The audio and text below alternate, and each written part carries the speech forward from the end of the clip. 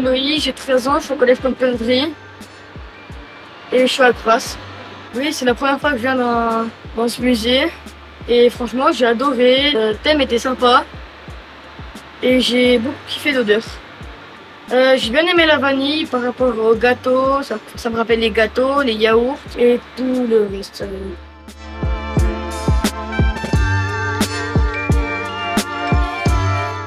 Je m'appelle Sad, j'ai 15 ans, je suis au collège Colperdry, je suis venu visiter ce musée.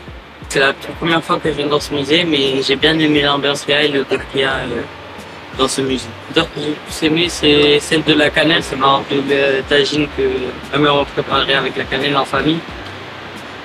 Et c'est celle-là qui a fait le plus ressentir l'odeur du tagine.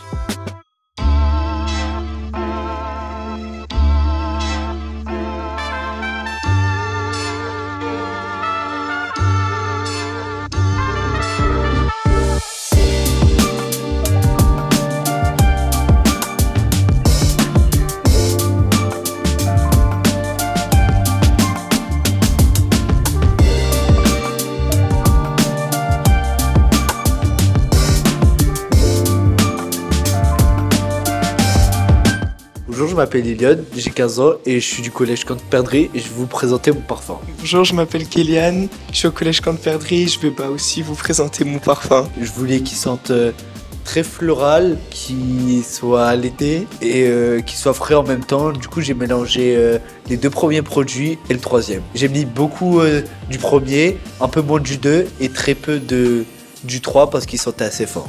Moi, je voulais que ça représente l'été, la plage, etc. Donc j'ai mis plus du premier, un peu de deuxième, beaucoup de troisième et pas du tout de quatrième.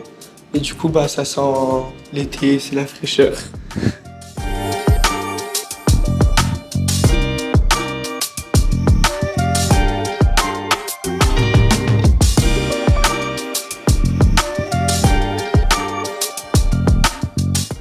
J'ai 14 ans et je viens du collège Colperdry et j'ai créé un parfum parce que ça me rappelle la mer.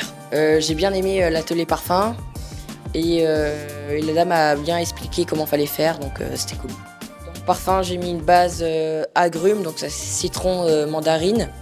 Ensuite, pour la deuxième base, c'est une base aquatique. Pour la troisième, c'est une base du mucus, c'est un animal.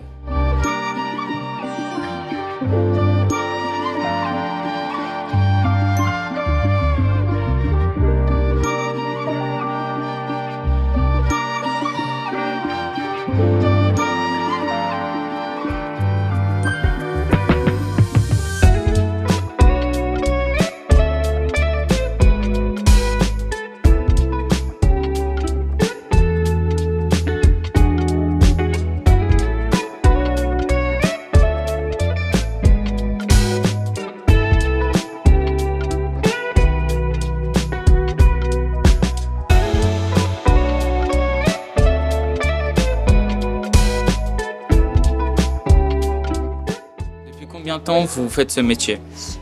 Alors, ça fait 14 ans que je suis chez Man et que je pratique ce métier-là. Et avant ça, j'ai travaillé pendant une dizaine d'années, toujours en évaluation sensorielle, mais dans plein de contextes différents. Donc aujourd'hui, c'est dans l'industrie des arômes, mais avant, j'ai travaillé par exemple pour des agriculteurs qui voulaient avoir des labels de qualité, avec des industries de l'agroalimentaire ou dans des centres de recherche. Bonjour, ma question c'était quelle est la chose que vous préférez le plus dans votre métier? Alors, ce que je préfère dans mon métier, je crois, c'est l'échange avec les dégustateurs pour comprendre effectivement ce qu'ils ont perçu. Voilà, c'est vraiment l'interaction avec les personnes qui vont être amenées à goûter les produits qu'on leur propose, okay, et de bien comprendre ce qu'eux, ils ont perçu. Qu'est-ce que vous faites pendant une journée comme analyste aromaticienne? Ouais, donc tout début de la journée, on va être dans la préparation des échantillons qui vont être proposés aux panélistes. Ensuite, on va mettre en place le test dans les box de dégustation. Les panélistes vont être conviés à venir faire les évaluations. Ensuite, pendant que les panélistes font les évaluations dans la journée, moi, je vais être amenée à traiter les résultats des évaluations précédentes. Donc là, il y a toute une partie statistique, rédaction de rapport. Et puis, on va aussi préparer les évaluations et les protocoles de dégustation pour les prochaines évaluations qu'on aura à faire. Ok. Donc, il y a toute une variété de travail de laboratoire avec les panélistes et de traitement et de rédaction de rapports aussi. Bonjour. Quelles sont les études nécessaires pour devenir analyste sensoriel? Ouais. Alors, il y a plusieurs parcours qui sont possibles. Moi, j'ai commencé ma formation par un parcours dans l'industrie agroalimentaire, simplement avec un BTS. C'est là que j'ai découvert ce métier-là. Et je me suis dit que plutôt que de travailler sur des machines pour fabriquer les produits, j'avais plutôt envie finalement de m'intéresser aux produits finis. Et ensuite, j'ai fait un Master 2, donc c'est un niveau Bac plus 5, avec beaucoup de statistiques. Parce qu'en fait, on va récolter plein d'informations et plein de données chiffrées de nos panélistes. Et derrière, il faut faire des statistiques pour pouvoir analyser ces résultats-là. Est-ce que vous faites autre chose que des mélanges d'arômes dans votre métier? Alors, on peut être amené à évaluer aussi des matières premières, donc des ingrédients qui peuvent être utilisés dans des arômes. Et puis, ce qu'on va faire beaucoup, c'est évaluer les produits du marché qui existent déjà, donc des produits qui sont aromatisés. Et on va faire énormément d'évaluations de ces produits pour comprendre qu'est-ce qui est proposé aujourd'hui aux consommateurs. En ce moment, il y a un produit qui est très tendance, c'est les noodles, les nouilles chinoises. Pour savoir dans quel sens nos aromaticiens doivent travailler pour répondre à des futures demandes des industriels, nous, en amont, on va tester les produits du marché pour bien comprendre c'est quoi le goût de la nouille au poulet en France, en Allemagne, en Italie, parce que c'est pas forcément toujours les mêmes goûts. Donc il y a l'évaluation des mélanges aromatiques créés par les aromaticiens, mais il y a toute la partie de connaissance des produits du marché qu'on va faire aussi.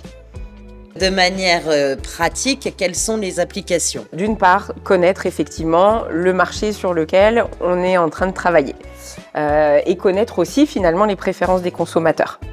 Et puis, on va aussi travailler pour aider les aromaticiens. Donc, ça va être la validation aussi du travail que les aromaticiens auront fait. Eux, ils vont travailler avec leur expertise, leur nez, leur connaissance des matières premières.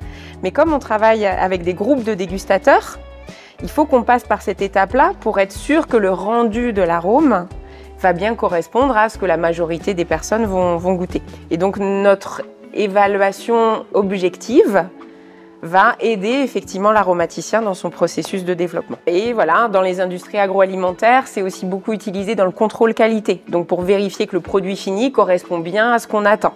Donc il y a plein d'applications très différentes en fait. Quelle est l'entreprise dans laquelle vous travaillez? Moi je travaille dans une entreprise qui s'appelle Mann. Alors le nom officiel c'est V Mann Fils pour Victor Mann et Fils. C'est une entreprise qui produit des arômes et des parfums, qui est basée à Bar-sur-Loup et qui a 150 ans. On a près de 8000 employés dans le monde entier, dans 75 filiales différentes, en Asie, en Amérique du Sud, aux États-Unis et en Europe. C'est une très grosse entreprise, c'est le 5e mondial dans le domaine des arômes et des parfums. Mais c'est quand même une entreprise familiale et encore locale, puisqu'on est toujours sur le site d'origine de l'entreprise. Combien vous êtes sur le site de Bar-sur-Loup? Oui. Ouais. Alors je crois qu'aujourd'hui on frise les 1800 employés sur ce site-là, effectivement, entre les services de vente, l'administration, les personnes qui sont en recherche et développement comme moi, et la production. Et on a aussi des services d'extraction, donc ceux qui vont créer les matières premières, qui font vraiment extraire des ingrédients naturels. Il y a des services de chimie aussi qui vont créer des molécules de synthèse. Donc tout ça mis ensemble, on est presque 1800 employés à Bar-sur-Loup. Êtes-vous chef d'entreprise où vous êtes employé, où vous êtes... J'y comprends. Moi, je suis employée par la société Mann, mais je suis chef du service évaluation sensorielle pour les arômes. Donc moi, mon champ de responsabilité, c'est l'équipe qui va faire l'évaluation sensorielle pour les arômes. Et dans mon rôle, je fais aussi le lien avec les autres équipes qui font le même métier que moi dans 15 pays différents. Quelles sont les compétences à posséder pour faire votre métier? Alors, être bon en mathématiques, parce que comme je disais tout à l'heure, on fait beaucoup de statistiques. Il faut avoir aussi beaucoup de curiosité sur la langue qu'on va utiliser avec les panélistes, on va dire la langue française dans le contexte ici, parce qu'en fait, chacun va exprimer des choses quand il va goûter les produits. Il faut aussi bien comprendre ce qui se cache derrière les mots. Et il faut aimer goûter et évaluer des produits, parce que sans ça, on ne peut pas se confronter aux produits comme les panélistes. Et puis si je dois rajouter la petite casquette de coordination dont je parlais tout à l'heure, faut parler anglais. En tout cas chez Man, il faut parler l'anglais. Et prenez-vous des risques dans votre métier ou... Non. C'est pas un métier à risque. Je dirais pas que c'est un métier à risque parce que tous les produits qu'on va être amenés à goûter, ils ont été contrôlés, c'est des produits du marché, c'est des produits qui sont faits en laboratoire. Donc on ne prend pas des gros risques. Peut-être le seul risque qu'on prend, ce serait d'apporter une mauvaise réponse aux personnes qui nous ont demandé de faire des tests et qu'effectivement, on n'a pas bien fait notre travail et on risque de leur apporter une mauvaise réponse qui les mettrait sur la mauvaise voie. Quel est le métier que vous avez préféré goûter? Le produit que j'ai préféré goûter, tu veux dire? Oui. Pendant très longtemps, j'ai travaillé sur les produits laitiers pour Man, et entre autres sur les glaces à la vanille. Et il faut avouer que c'était pas désagréable, mais je t'avouerai qu'au bout de 6 ans à travailler sur les glaces à la vanille, en fait, j'en pouvais plus. Et aujourd'hui, j'ai aucun plaisir à goûter de la glace à la vanille parce que j'en ai vraiment beaucoup trop goûté.